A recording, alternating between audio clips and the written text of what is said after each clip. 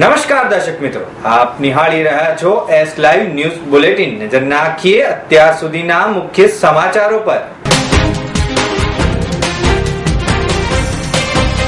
અમદાવાદમાં અડધો ઇંચ વરસાદી ઝાપટામાં રસ્તા પર ભરાયા પાણી, લોકો થયા પરેશાન.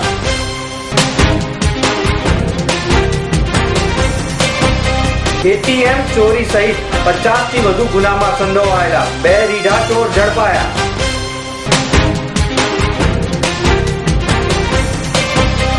શંકર ચૌધરી અને આઈકે જાડેજાએ વરસાદી પાણીના મુદ્દે કોર્પોરેટરો અને ધારાસભ્યોનો લીધો ઉજળો.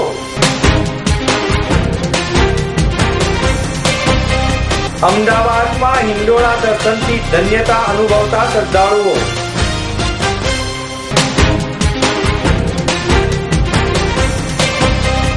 નિસર્સ દ્વારા આઈટીઆઈ ગાંધીનગરના વિદ્યાર્થીઓને આંતરરાષ્ટ્રીય પરિષદો, વર્કશોપ અને ઇન્ટર્નશિપમાં સામેલ થવાની તક આપશે. મા દશામાનો 16મો ભવ્ય જાગરણ મહોત્સવ વસ્ત્રાલ ખાતે યોજાયો. ગઈકાલના બપોરના સમયે આકાશમાં ઘેરાયેલા વાદળો અચાનક વરસાદ સ્વરૂપે ખાબકતા રાહદારીઓ અને વાહન ચાલકો ખૂબ જ પરેશાન થયા હતા.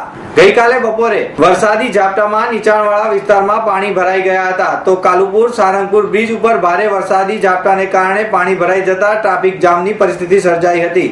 અમદાવાદ મ્યુનિસિપલ તંત્રના કંટ્રોલ રૂમમાં પણ ફોનની ઘંટડીઓ રણકવા માંડી હતી, જેમાં અંજલી 4 રસ્તા સહિત 3 જગ્યાએ ભૂવા પડવાની ફરિયાદો પણ નોંધાઈ હતી. જ્યારે મીઠાગળી 6 રસ્તા પાસે એક વૃક્ષ ધરાશયી ગયું હતું. ઉપરાંત 3 સ્થળોએ ભયજનક મકાન હોવાનું પણ જાણવા મળ્યું હતું, જેમાં ખાડિયામાં શ્રીરામની પોળ એક મકાન દિવાલ ભયજનક હતી, જ્યારે માણેક ચોક સોનીની પોળમાં એક મકાન ધરાશયી થયું. જો કે સદનસીબે કોઈ જાનહાનિ થઈ ન હતી. તો ચમનપુરામાં પેરાફીટ તૂટી પડતા એસ્ટેટ કાંટાને પણ દોડધામ મચી હતી. આમ માત્ર અડધા ઇંચ જેટલા વરસાદી ઝાપટાને કારણે નાગરિકો પરેશાન થઈ ગયા હતા, જ્યારે વરસાદી વાતાવરણે જનજીવનને પ્રભાવિત કર્યું હતું. આજે પણ સવારથી વાતાવરણ વાદળછાયું તેમજ ક્યાંક ક્યાંક વરસાદી છાંટા પડી રહ્યા છે.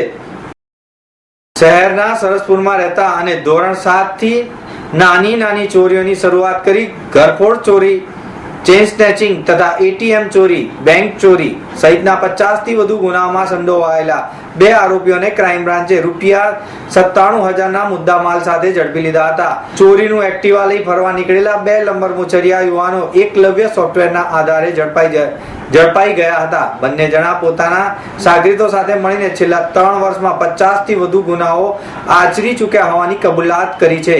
ક્રાઇમ બ્રાન્ચના એસીપી એમડી ચૌધરીએ માહિતી આપતા જણાવ્યું કે શહેરમાં વધી રહેલી એટીએમ સેન્ટર તોડવા તથા બેંકમાંથી ચોરી, ઘરફોડ ચોરી અને વાહન ચોરીની ઘટનાઓમાં આરોપીઓ નહીં પકડાતા ઉચ્ચ અધિકારીઓએ આપેલી સૂચનાને પગલે ક્રાઇમ બ્રાન્ચના પીઆઈ સહિતની ટીમ શહેરમાં પેટ્રોલિંગ કરી રહી હતી. ત્યારે મળેલી બાતમીના આધારે એક્ટિવા લઈને પસાર થતા 2 લંબર મુછરિયા પાસેનું વાહન શંકાસ્પદ લાગતા તેઓને અટકાવી ચેકિંગ કરતા એક્ટિવા ચોરીનું હોવાનું બહાર આવ્યું, જેથી પોલીસે રોનક ઉર્ફે ગભરુ ઉર્ફે ગૌરુ મહેન્દ્ર પટેલ તથા મયુર ઉર્ફે ગાંડી ઉર્ફે બચ્ચન રાજેશભાઈ પરમારને ઝડપી લીધા હતા. પોલીસે તેઓ પાસેથી એક્ટિવા, સોનાની 2 ચેઇન તથા ડિજિટલ કેમેરા સહિત કુલ 97,000નો મુદ્દામાલ કબજે કર્યો હતો.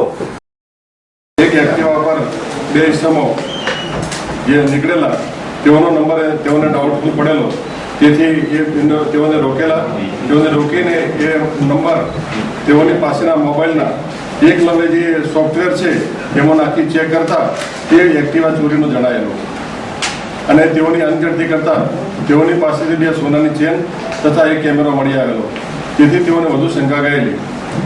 જેથી તેની વધુ પૂછપરછ કરતા તેઓએ અમદાવાદ શહેરમાં જુદી જુદી જગ્યાએથી 8 જેટલા એટીએમ મશીનો તોડેલા અને એમાંથી પૈસાની ચોરી કરેલી.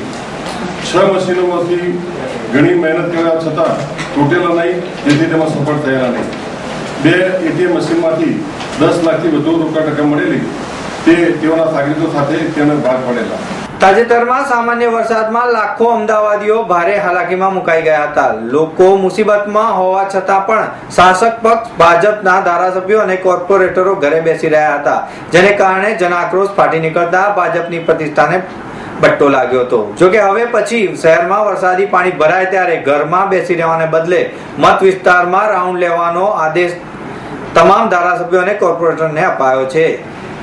એનેક્સી સર્કિટ હાઉસ ખાતે શહેર ભાજપ સંકલન સમિતિની બેઠક મળી હતી. આ બેઠકની અધ્યક્ષતા રાજ્યના આરોગ્ય મંત્રી શંકર ચૌધરીએ કરી હતી.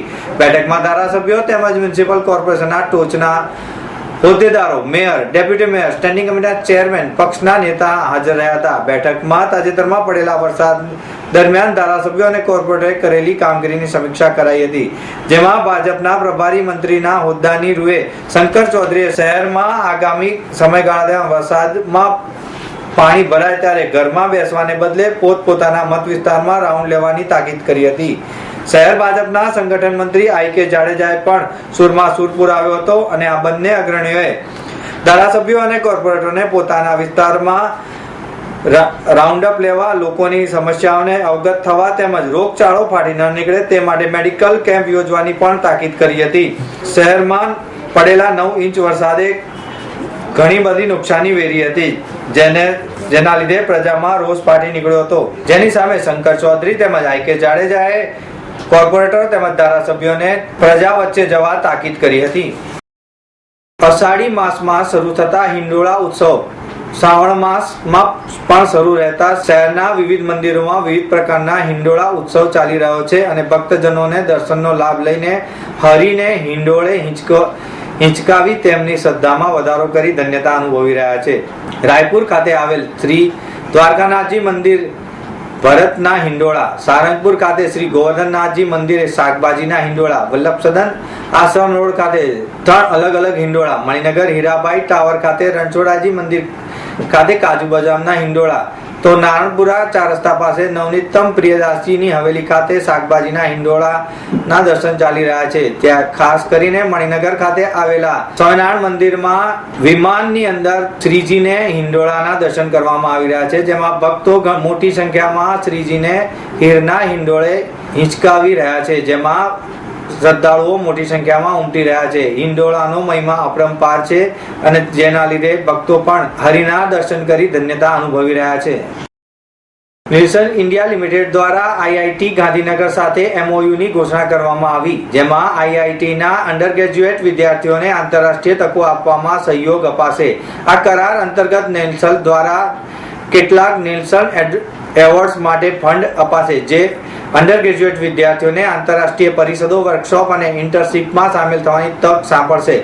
નેલ્સન ઇન્ડિયાના પ્રમુખ પિયુષ માથુરે જણાવ્યું કે પ્રતિભાશાળી વિદ્યાર્થીઓ માટે પ્રગતિ અને સફળતાનો માર્ગ અને અમે તેમને પ્રોત્સાહન આપવા માટે ભાર મૂકીએ છીએ.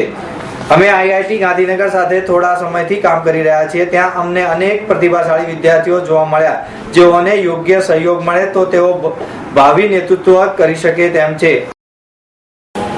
See, we are facilitating this partnership. Like Professor Jain said, it will be really the students deciding what kind of conferences they would want to go.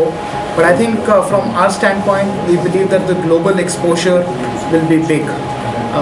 मेरे को भी ऐसा लगता है कि जैसे स्टूडेंट्स बाहर जाते हैं, वहाँ पे देखते हैं कि कैसी टेक्नोलॉजी है, कैसे इवॉल्व हो रही है. Even the process, when they learn that and come back, I think यहाँ पर आके उनको different ways of doing things they will come to know, and this mindset change I believe will happen. और जब ये स्टूडेंट लाइफ में होता है तो उसका इम्पैक्ट पूरी लाइफ टाइम पे आता है, and I think that is how we are thinking about this. हमारा नेल्सन के साथ एक समझौता हुआ है, जिसके तहत नेल्सन और IIT गांधीनगर मिलकर के काम करेंगे और काफ़ी संभावनाएं हैं. नेल्सन एक टेक्नोलॉजी रिलेटेड कंपनी है जिसका काफ़ी टेक्नोलॉजी में इंटरेस्ट है, और IIT गांधीनगर एक टेक्नोलॉजिकल इंस्टीट्यूट है जिसको सोशल इश्यूज़ में काफ़ी इंटरेस्ट है. तो दोनों ऑर्गेनाइजेशंस में काफ़ी आपस में कॉमनलिटीज़ हैं, काफ़ी सिनर्जीज़ हैं, जिसको हम लोग मिलकर के एक दूसरे के लाभ के लिए इस्तेमाल करना चाहते हैं. और अभी जो इमीडिएट जो समझौता हुआ है, इमीडिएट जो एग्रीमेंट हुआ है, उसके तहत नीलसन IIT गांधीनगर के स्टूडेंट्स को एक इंटरनेशनल अनुभव देने के लिए सपोर्ट करेगा, जिसमें स्टूडेंट्स को न केवल आर्थिक मदद दी जाएगी, लेकिन जिस देश में जाएंगे, जहाँ जाएंगे, वहाँ पर भी जो नीलसन के ऑफिस होंगे, वहाँ पर भी जो नीलसन के सीनियर ऑफिसर्स होंगे, हमारे छात्र उन लोगों के साथ थोड़ा मिलेंगे, थोड़ा सीखेंगे उनसे और उनकी मेंटरशिप से उनका लाभ होगा। આઈઆઈટી ગાંધીનગરના ડિરેક્ટર પ્રોફેસર સુધીર ચૌધરીએ જણાવ્યું કે આજના વિકસતા ગ્લોબલાઇઝેશન વિશ્વમાં સંસ્થાઓ વૈશ્વિક સંસ્થાઓ તેના અભ્યાસક્રમોનું વૈશ્વિકરણ કરવા પર ભાર મૂકે છે। સંસ્થામાં વિદેશી ફેકલ્ટી આવે છે અને તેઓ કેમ્પસમાં જ અને અમારા શૈક્ષણિક કાર્યક્રમમાં આવીને પોતાનું માર્ગદર્શન આપે છે। નેસલના સહયોગથી અમે અમારા અંડર ગ્રેજ્યુએટ વિદ્યાર્થીઓને આંતરરાષ્ટ્રીય તકો પૂરી પાડી શકીશું।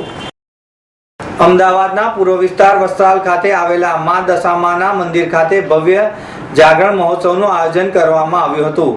દશામા યુવક મંડળના આયોજક દિનેશ મુખીએ આ વખતે 16મા દશામા દર્શન જાગરણ મહોત્સવનું આયોજન કર્યું હતું। તેઓએ સતત 15 વર્ષથી દશામા જાગરણ મહોત્સવનું આયોજન કરી રહ્યા છે।